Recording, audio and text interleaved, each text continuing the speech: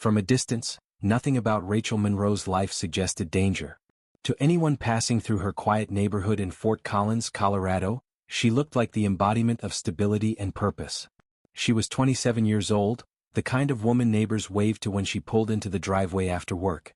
She was the woman other young mothers admired, organized, warm, someone who could juggle two small children while maintaining a career at a prestigious medical center. Rachel's story seemed almost textbook. She had grown up in a modest but loving household, the youngest of 3 children. Her parents divorced when she was still in grade school, but they never let that fracture erase the support system that kept Rachel anchored. She was the bright one, the lively spirit who carried an energy that made people feel included. Teachers remembered her for her curiosity, friends remembered her for her loyalty. By the time she was in her mid-20s, Rachel had worked tirelessly to carve out the life she wanted. She wasn't wealthy, but she was accomplished. At the Colorado Medical Research Institute, she worked as a clinical research coordinator, a role that demanded precision and responsibility. Her colleagues described her as dependable, someone you could count on to deliver results no matter how tight the deadlines. At the same time, she was pursuing a master's degree at the University of Colorado, a sign that she never stopped looking ahead, never stopped building for something more. If that were the only chapter of her life, the story might have ended there, an ordinary young mother moving forward. But as is so often the case, the outside picture didn't match what was happening behind closed doors. Rachel lived in a modest suburban home with her longtime partner, Daniel Cole. They had met during college when Rachel was still sorting out who she wanted to be. Daniel was charismatic, a man who carried an easy confidence. In the early days he had been attentive, even generous. When their first child was born, Daniel put his own ambitions on hold so Rachel could finish her studies. To friends and family, it looked like the mark of a supportive partner, someone willing to sacrifice for the good of their family. But time has a way of exposing cracks. By 2020, the balance began to shift. The pandemic hit hard and Daniel lost his job. What was supposed to be a temporary setback stretched into something much longer. Suddenly, the weight of the household, rent, bills, groceries, daycare, fell almost entirely on Rachel.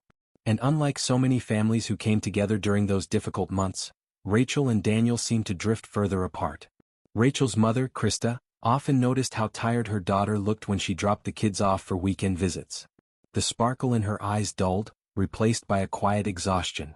Rachel never said much, but small comments slipped through. "He doesn't help with the kids," or, "Sometimes it feels like I'm doing this alone." Her older sister Megan picked up on it too. Rachel would call late at night, her voice low so as not to wake the children. She'd confess that Daniel didn't seem interested in finding work, that he spent long stretches in another room, ignoring the crying toddler or the endless chores piling up. Megan worried, but like so many family members, she didn't want to push too hard. Rachel was an adult after all. She had built her life and maybe she just needed time to sort things out. Still, even Megan couldn't ignore the subtle signs of control creeping in. At first it was small. Daniel wanted to know who Rachel was texting, or why she was on her phone so late. Then it became routine, demanding to see her messages, questioning her about coworkers, asking pointed questions about who she was really spending time with. Rachel brushed it off in front of others, but her friends noticed the unease in her voice when she spoke about him. The people closest to Rachel didn't know the half of it. Behind closed doors, Daniel's temper had started to flare. He didn't scream in public and he certainly didn't make scenes in front of neighbors. But inside their home, his jealousy turned to pressure. Rachel told a friend during a video call that he had struck her once, suddenly without warning. She had been holding their son at the time. The friend saw it unfold live through the screen, saw the way Rachel's face recoiled, the stunned silence afterward. When pressed, Rachel minimized it, insisting she didn't want to escalate things. It was a pattern all too familiar in cases of domestic turmoil. To the outside world, she was the devoted mother, the hardworking professional. Inside, she was navigating an increasingly dangerous line. The most chilling moment came when Daniel referenced another infamous case, the death of Gabby Petito, which had dominated headlines. According to Rachel's sister, Daniel once told Rachel bluntly, "If you don't start doing what I say, you'll end up like her." Those words echoed in the minds of Rachel's family. They begged her to report him, to seek help. But Rachel hesitated. Like many victims, her first thought wasn't for herself, it was for her children. She worried about the trauma they might suffer if their father was arrested, about what custody battles might mean for their future. And in her heart, she clung to the fragile hope that things could still improve. It was in that delicate balancing act, protecting her children while ignoring her own safety, that Rachel's fate was sealed. By early 2023, Rachel had begun quietly planning for a new future. She had told Daniel she no longer wanted to move closer to his family, as they had once discussed. She wanted to remain in Fort Collins, where her support system was strong, where her children's daycare and her career were firmly rooted. For Daniel, this was the first undeniable sign that he was losing control. At the same time, Rachel had reconnected with a man from her college years, Marcus Reed. Their relationship wasn't public, and Rachel was careful to keep it discreet. But those closest to her knew Marcus was becoming an important presence in her life. To Daniel, even the suggestion of another man was intolerable. Still, Rachel carried on as though things were normal. She kept showing up to work, kept preparing for the future, kept making plans with her sister. On the surface, she was still the reliable woman everyone knew. But beneath, she was navigating an exit strategy she hoped would free her from the control that had come to define her home. On the morning of March 31, 2023, Rachel woke up like it was any other Friday. She dressed her children, packed their bags, and with Daniel by her side, dropped them off at daycare around 8 a.m. Surveillance cameras captured her that morning. Calm, composed, wearing the same jacket she'd been seen in countless times before. What no one realized at the time was that those images would be the last proof of life anyone would ever see. At 8:15, Rachel sent a casual text to her sister Megan, a light-hearted reply to a photo they had been talking about the night before. It was nothing out of the ordinary, just a sisterly exchange. But minutes later, her phone went silent. Calls went unanswered. Messages piled up with no reply. And by the end of the day, when Rachel failed to show up for work, her family's unease hardened into dread. On the surface, the Monroe household looked perfectly normal. But inside, something irreversible had happened.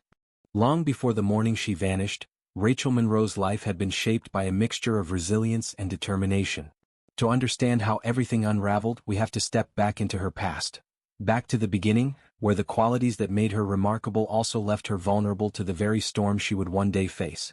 Rachel was born in 1996, the youngest of 3 children in Fort Collins, Colorado. Her childhood was not without hardship. Her parents divorced when she was only 7, but she grew up surrounded by love from both sides of her family.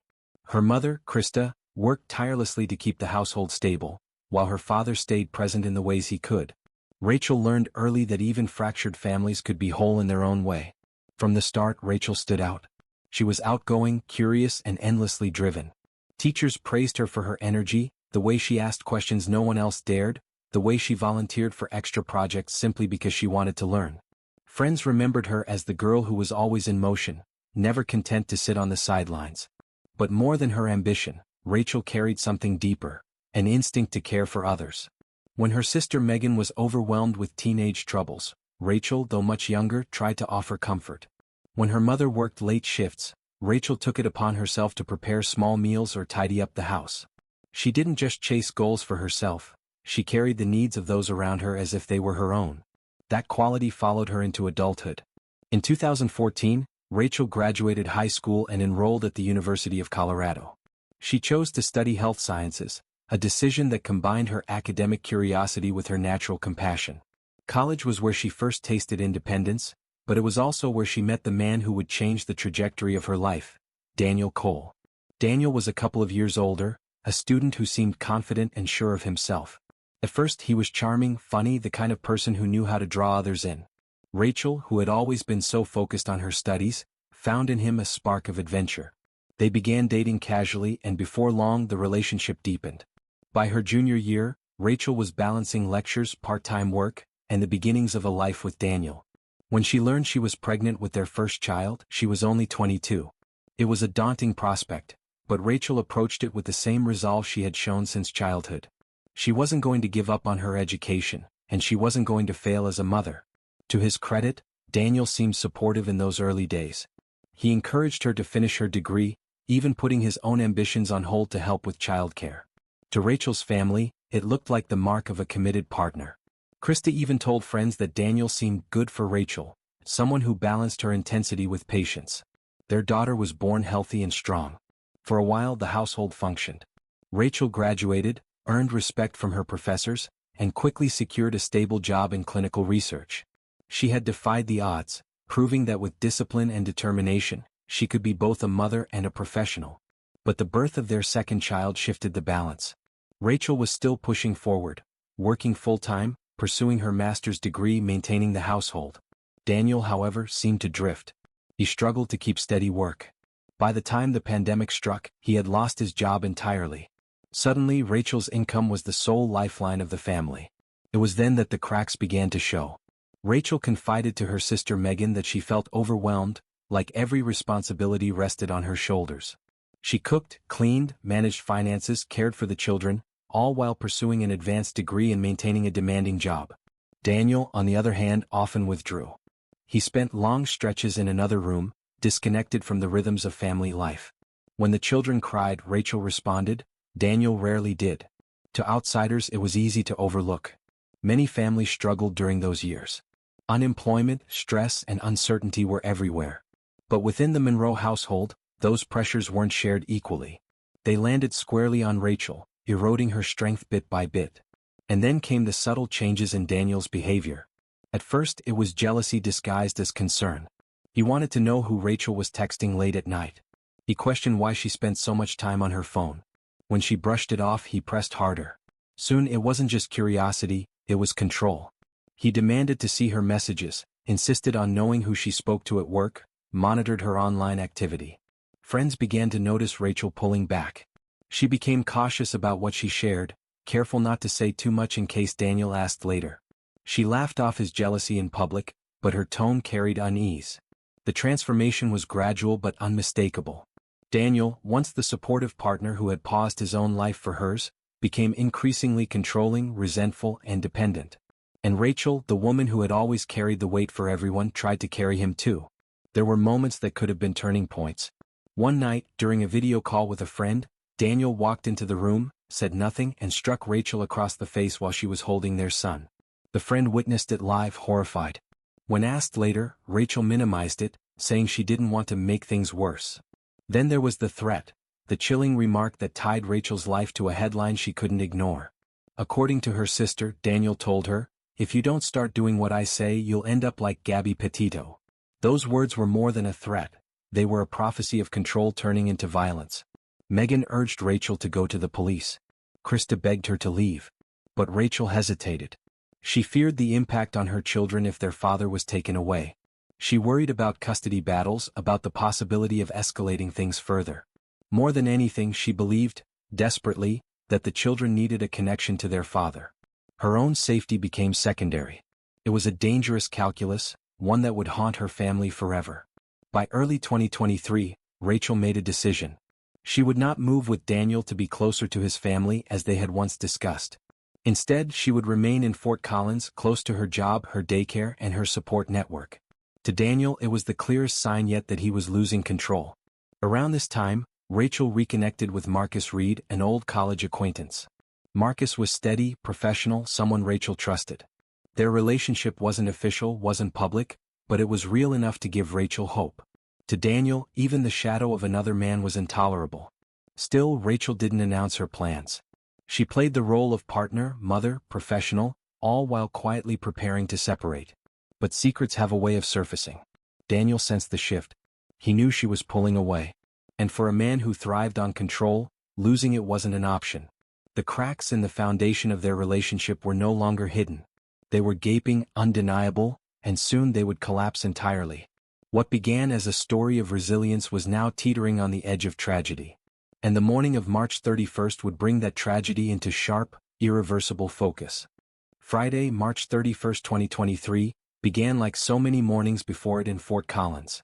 The air was cool, a light spring chill sweeping through the suburban streets as families prepared for another day. For Rachel Monroe, it was meant to be routine. She rose early, prepared breakfast, dressed her two children, and packed their small backpacks with snacks and changes of clothes.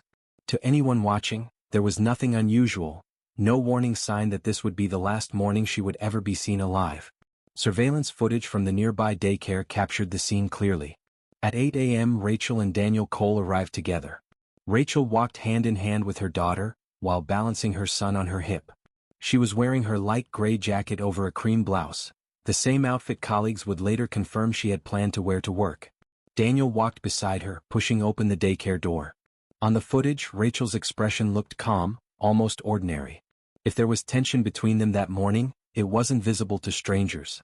After dropping the children off, the couple returned home in Rachel's minivan. Daniel would later tell investigators that Rachel intended to work remotely for a few hours before heading into the office, her normal Friday routine.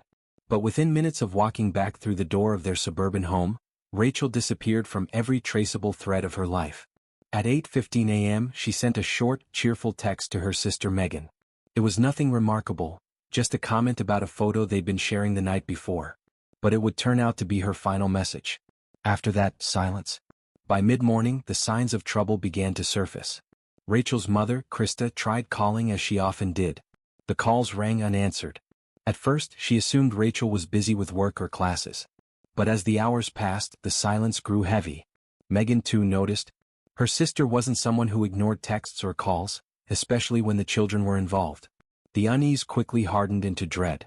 Meanwhile, Daniel's story of that morning began to take shape. He told police that after returning home, he spent the day packing boxes for a move he had planned. He claimed he loaded Rachel's minivan with belongings, intending to transport some to his parents' property in Jefferson County and others to a storage unit. He said Rachel stayed behind, supposedly preparing for her workday. He insisted he left her at home, alive and well. But almost immediately, his version of events clashed with the facts. At 9:44 a.m., a neighbor's security camera captured Daniel walking up to Rachel's minivan and removing its license plate. Just minutes later, at 9:55, he installed a different plate and climbed into the vehicle. By 10 a.m., the van was seen driving away from the Monroe residence. At 10:02, another camera placed it at a nearby gas station. Then it was spotted heading south along Highway 43, in the direction of his parents' town. And then the van vanished. From 11 a.m. until nearly 1:30 p.m., there was no trace of the vehicle on any surveillance system. Cameras that should have captured its arrival in Jefferson County never did. When the van finally reappeared on video at 1:28 p.m., it was back in Fort Collins, pulling into the Monroe driveway. That gap, nearly 2 hours unaccounted for, would become the center of the investigation. When questioned, Daniel said he had mistakenly loaded the wrong boxes and turned back midway through the trip. But detectives quickly noted the discrepancies. Why change the license plates? Why disable location tracking on his phone and emails the day before? Why turn off the home security cameras, as forensic technicians would later confirm had been done? While Daniel spun his story, Rachel's absence became undeniable. She never arrived at the medical center for her Friday shift. Her coworkers, who relied on her dependability, immediately knew something was wrong. She had never missed work without notice, and certainly not on a day when she was scheduled to meet with her supervisors. By late afternoon, Krista could no longer shake the fear that something terrible had happened. She called Megan, who lived in another city, and asked if she had heard from Rachel. When Megan confirmed that her last contact had been that short message hours earlier, panic set in. Megan phoned one of Rachel's closest friends, Kate Harris, who lived just a few blocks away, and begged her to check on the house. Kate arrived around 5 p.m. The sight that greeted her was unsettling. Rachel's minivan sat in the garage, parked neatly as though she were home. The lights inside the house were off, the blinds drawn. Kate knocked repeatedly. No answer. She tried calling Rachel's phone, but it rang through to voicemail. Inside there was no sound of movement. That detail, the minivan in the garage, the silence inside, triggered alarm bells. Rachel wasn't the type to leave her car behind. And her phone, purse and jacket, all of which were later found in the house, were items she never would have abandoned. At 8:20 p.m., police finally arrived for a wellness check. An officer walked the perimeter, peered through the windows and knocked on the doors. Everything looked ordinary from the outside. No signs of forced entry, no shattered glass, no overturned furniture. Daniel, contacted by phone, repeated his claim. He hadn't seen Rachel since that morning, and he assumed she had gone to work. He said he had already picked up the children from daycare and taken them to his parents' home in Jefferson County. The officer took the report but declined to open a missing persons case immediately. Local procedure required 24 hours to pass before a formal report could be filed. That decision frustrated Rachel's family. They knew this wasn't just a missed call or a late arrival. Something was profoundly wrong. The first night passed in unbearable uncertainty. Rachel's phone remained silent, her social media inactive. Her family, pacing floors and making frantic calls, could only cling to the hope that she would walk through the door. But deep down they knew better. What no one could see yet was that the pieces of a deliberate cover-up were already in motion. The swapped license plates. The disabled cameras. The missing hours on the road. These weren't accidents. They were signs of careful orchestration. And while Rachel's loved ones searched for answers, the man who should have been leading the charge, Daniel Cole, stood back, detached, already weaving the story he hoped would shield him from the truth. This was no ordinary disappearance. It was the opening act of a tragedy that would soon shock the entire community. And as investigators would later uncover, the signs of manipulation had been there all along, hiding in plain sight. When the 24-hour waiting period finally expired and a missing persons report was filed, detectives from Fort Collins Police began piecing together what had happened to Rachel Monroe. At first it seemed like a disappearance case, tragic but not uncommon. Yet within hours of reviewing the facts, investigators realized this was no ordinary situation. The threads were already pointing inward, toward the one person who should have been the most concerned, Daniel Cole. The first step was to establish a timeline. Surveillance footage from the daycare provided a clear anchor point.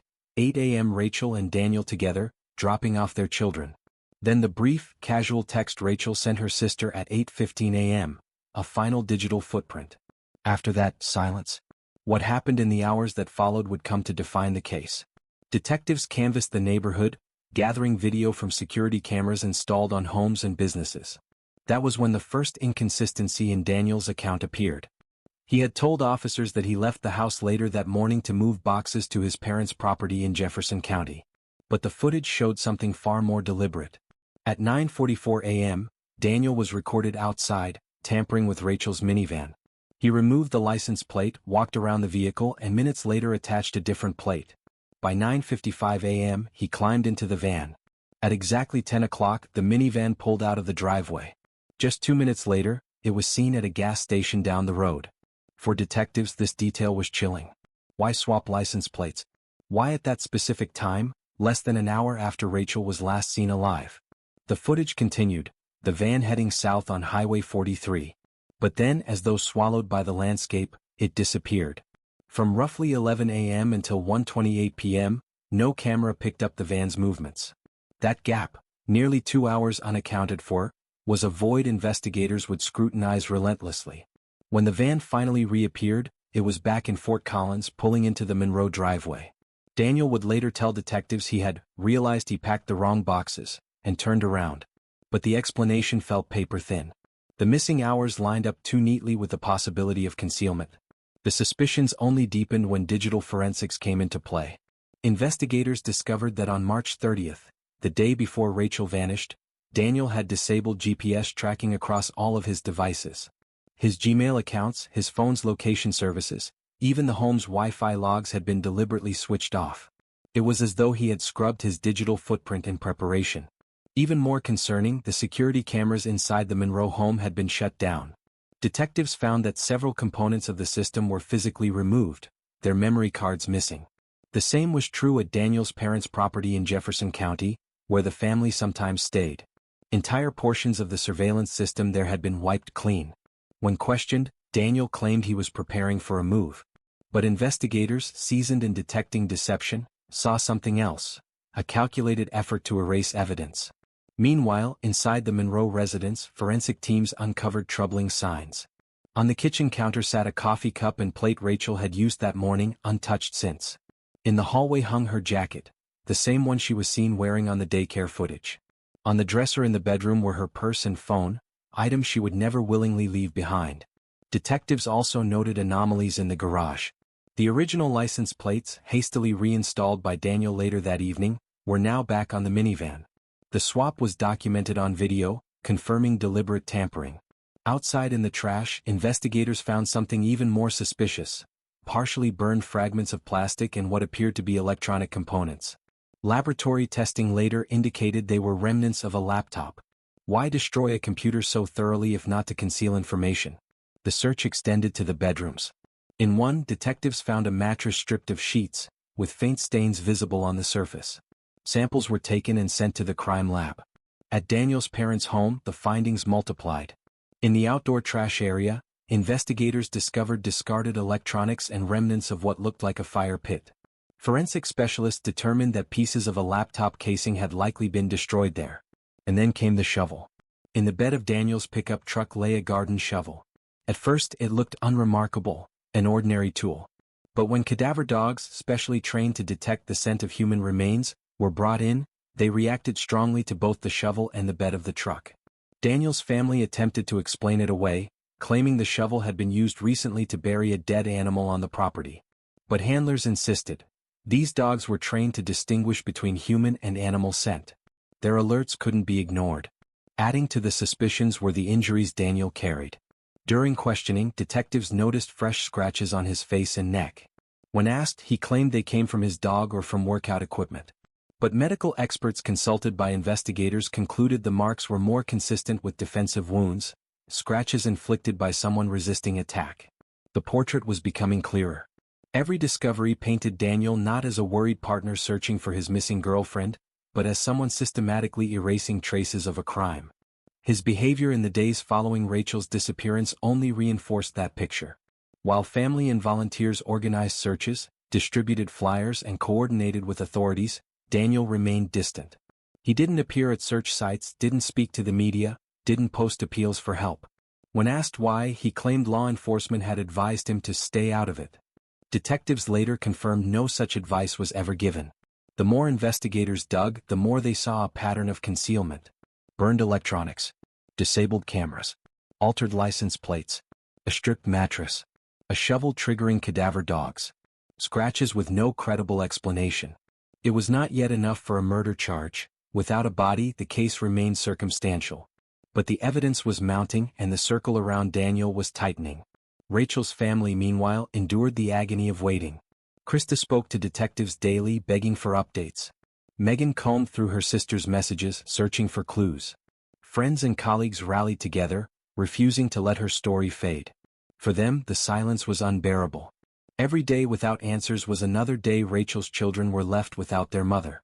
Behind the scenes, investigators were zeroing in. They knew what cases like this often revealed, that the most dangerous place for a woman in crisis was her own home, and the most dangerous person was the one she trusted most. As spring turned to summer, the breakthrough they needed would finally arrive. And when it did, it would confirm the family's worst fears, while laying bare the chilling truth Daniel Cole had tried so desperately to bury. By early June 2023, more than 2 months had passed since Rachel Monroe vanished. The search had consumed her family, the community, and a team of investigators who refused to let the case fade into cold silence. Volunteers combed the woods, rivers, and empty lots around Fort Collins, handing out flyers with Rachel's smiling face. Each new day without answers deepened the dread, but behind the scenes, detectives were quietly closing in on the truth. The case against Daniel Cole had been building piece by piece, a puzzle of behavior and evidence that left little doubt in the minds of investigators. Still, one crucial element was missing: Rachel herself. Without her, the case was strong but circumstantial. With her, it would be undeniable.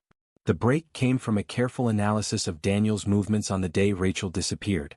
Investigators mapped the timeline again and again, focusing on that unaccounted stretch of time between 11 a.m. and 1:28 p.m. They traced his route south on Highway 43, noting every point where cameras caught the minivan, and where they didn't. Patterns began to emerge.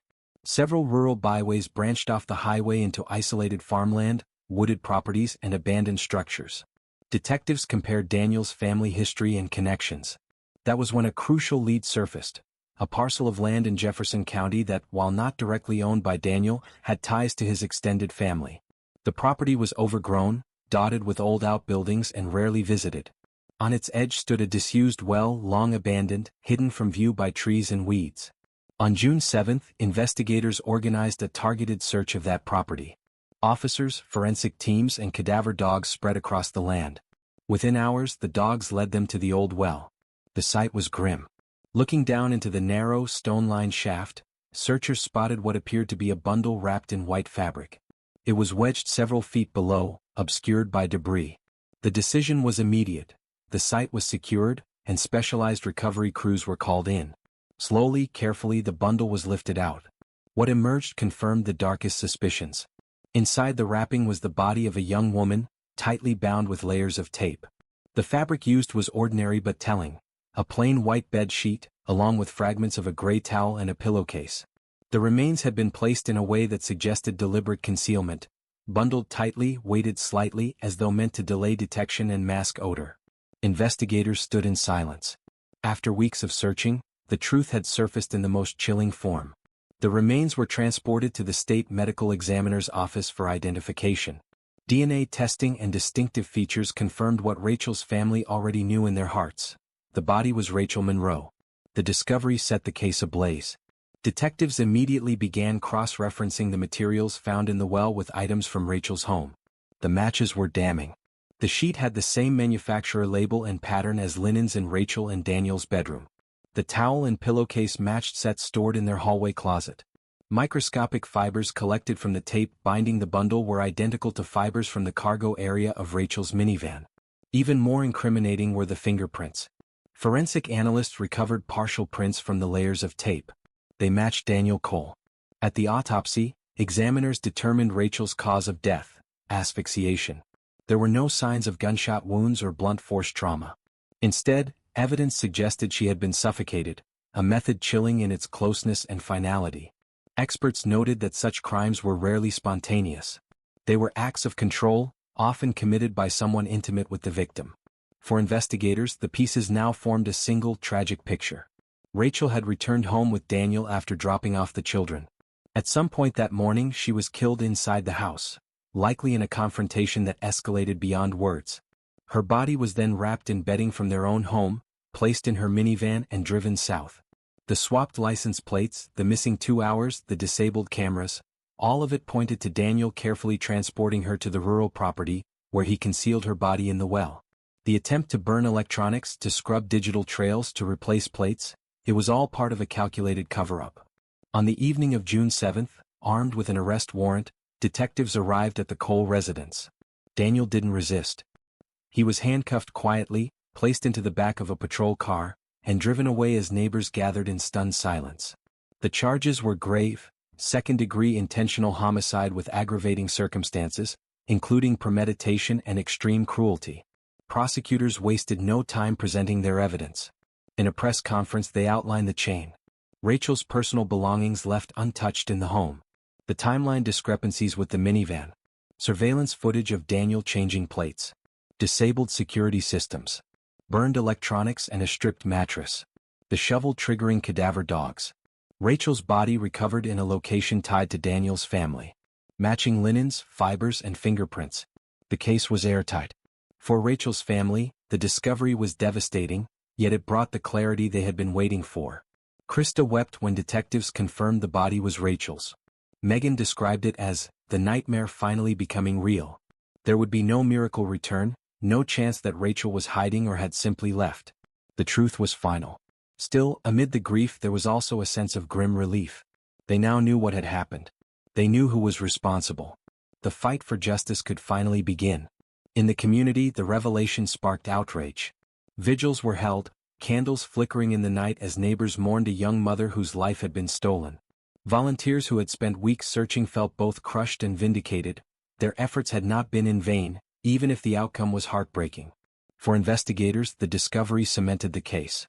What began as a missing person inquiry had evolved into a homicide investigation of chilling precision. And though Rachel could not be brought back, the truth she left behind would speak louder than any silence Daniel had tried to impose. The discovery in the well was more than evidence. It was the turning point, the moment speculation gave way to fact. And from that point forward, the pursuit of justice would be relentless. The arrest of Daniel Cole on June 7, 2023, was both a relief and a devastation. For Rachel Monroe's family, the nightmare of uncertainty was over, but the nightmare of grief had only just begun. There was no longer a question of whether Rachel might walk back through the door. Her fate was sealed, her body recovered from that dark rural well. Now the family's focus shifted to the pursuit of justice, and to protecting the 2 young children Rachel had left behind. Daniel's arraignment drew immediate public attention. In the crowded courtroom, he appeared calm, almost detached. He wore a county-issued jumpsuit, his hair unkempt, faint marks still visible on his neck. As the judge read the charges, second-degree intentional homicide with aggravating factors, the atmosphere grew heavy. Daniel entered a plea of not guilty. The prosecutors, however, had no shortage of evidence to present. They laid out the chain of facts with methodical precision. Rachel's belongings left behind in the house: her phone, purse, and jacket. The license plate swap, captured on surveillance video, time just before the van's unexplained disappearance. The disabled GPS and security cameras, disconnected on the eve of her disappearance. The burned electronics and stripped mattress, signs of a cover-up. The cadaver dog's alerts on Daniel's truck and shovel. The body concealed in the well, wrapped in sheets and towels matching items from the Monroe home. Fingerprints on the tape, linking Daniel directly to the crime. The evidence painted a portrait not of a man panicked by sudden tragedy, but of someone coldly orchestrating a crime and working to erase its traces. The defense countered with a narrative of doubt. They argued that investigators were too quick to target Daniel, that the burned electronics could have belonged to anyone, that fingerprints on tape might have been transferred innocently. They tried to suggest that Rachel could have left the house voluntarily and encountered danger elsewhere. But every argument crumbled under the weight of physical proof. For Rachel's family, attending those hearings was both agonizing and necessary. Krista sat in the front row, clutching her daughter's photograph.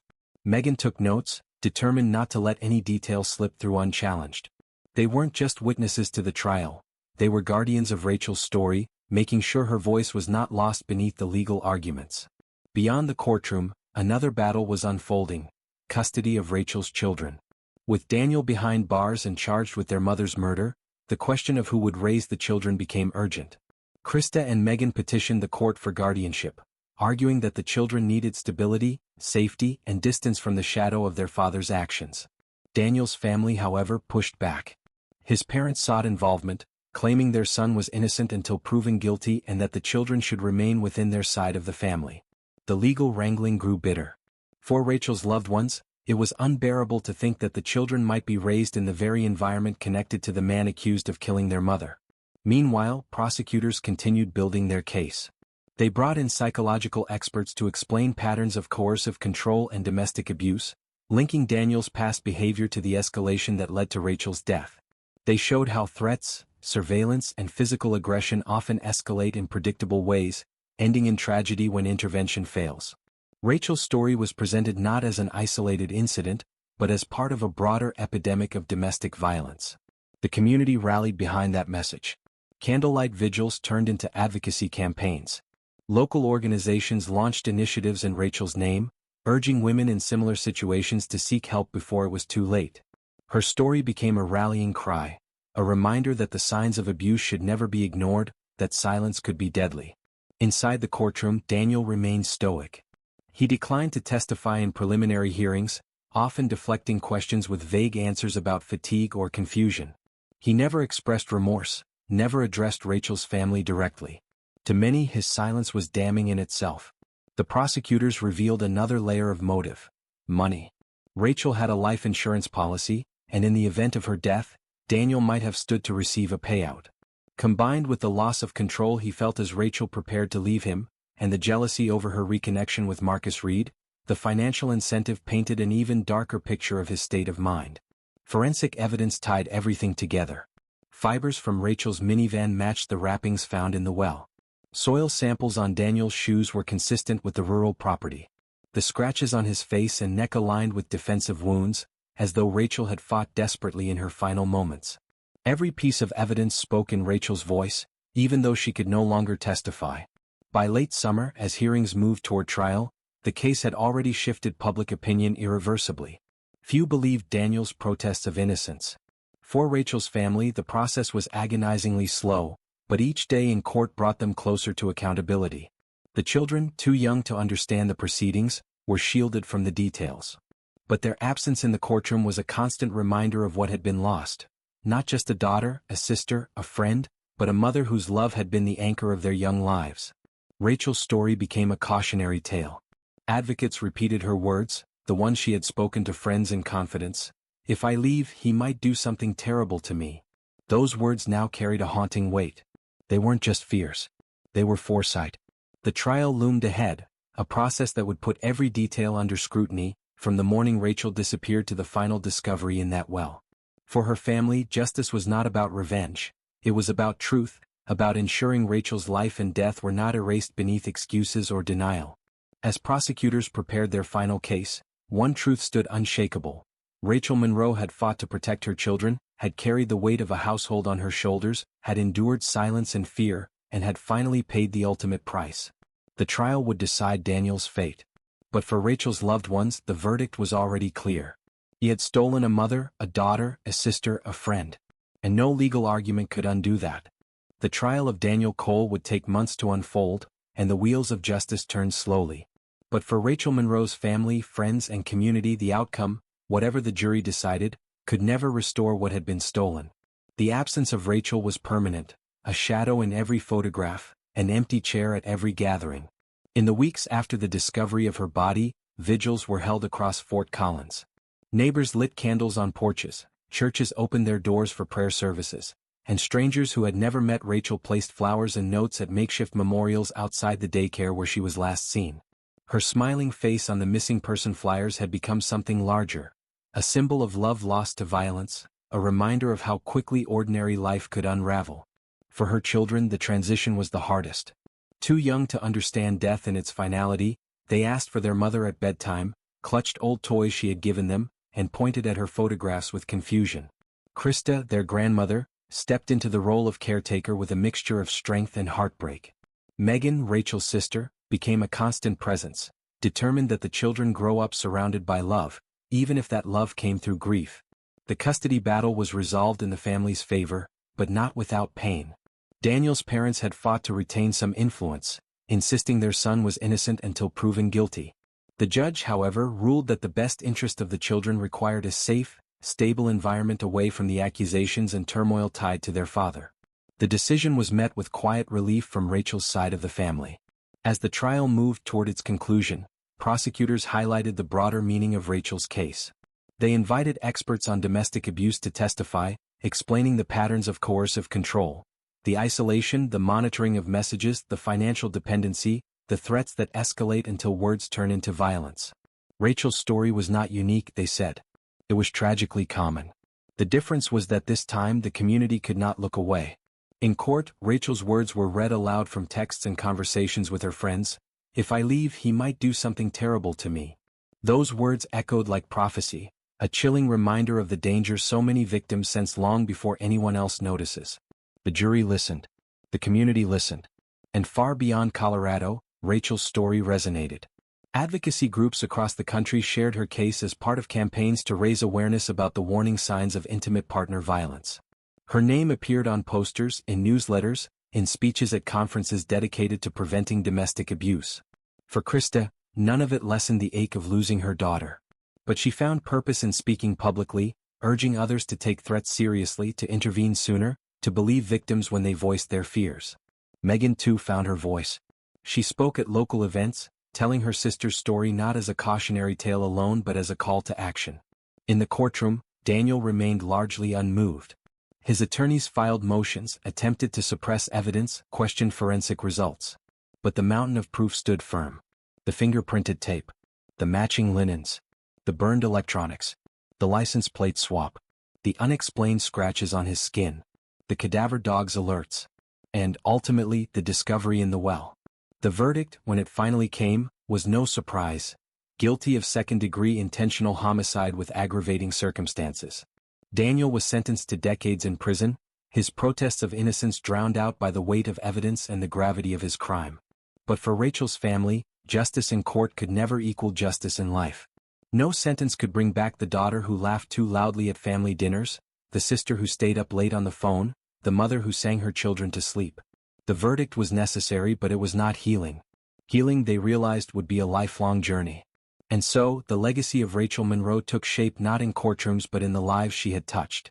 At the Colorado Medical Research Institute, her colleagues established a scholarship in her name for young women pursuing careers in health sciences. At local schools, teachers spoke to students about her resilience, how she had balanced studies, work, and motherhood with quiet determination. At shelters and community centers, advocates invoked her story to encourage women to recognize the red flags in their relationships and to seek help before it was too late. Even the children, as they grew, carried her legacy forward. They remembered her in fragments: her laughter, the songs she sang in the car, the smell of her perfume when she tucked them in. Guided by their grandmother and aunt, they learned not just who their mother was but what she stood for: perseverance, kindness, and love that did not falter even under the weight of fear. Rachel's story became a mirror for society. It forced uncomfortable questions. How many warnings are ignored until it's too late? How often do victims minimize their pain out of fear of escalation? How can communities protect those who are trapped in silence? Her case did not just highlight the tragedy of one family. It exposed the cracks in a system where victims hesitate to seek help, where threats are dismissed as bluffs, where the cost of waiting can be fatal. In the months that followed the trial, laws in Colorado were re-examined. Domestic violence hotlines reported an uptick in calls, women citing Rachel's case as the reason they reached out. Support groups gained funding, shelters expanded. Her death, though unbearably tragic, became the spark for change. And yet, beneath the advocacy and the progress, one truth never faded. 2 children would grow up without their mother, and every success, every milestone in their lives would be marked by her absence. The story of Rachel Monroe was not just about a crime. It was about the enduring struggle between silence and voice, between fear and courage, between control and freedom. It was about a woman who carried too much, who gave everything to her family, and who lost her life because of the very love that made her strong. In the end, Rachel's name was remembered not only in headlines or case files, but in whispered prayers, in community vigils, in the determination of those who promised to fight for others like her. Her legacy was not the violence that ended her life, but the strength that defined it, and the hope that, through her story, others might find the courage to escape before it was too late.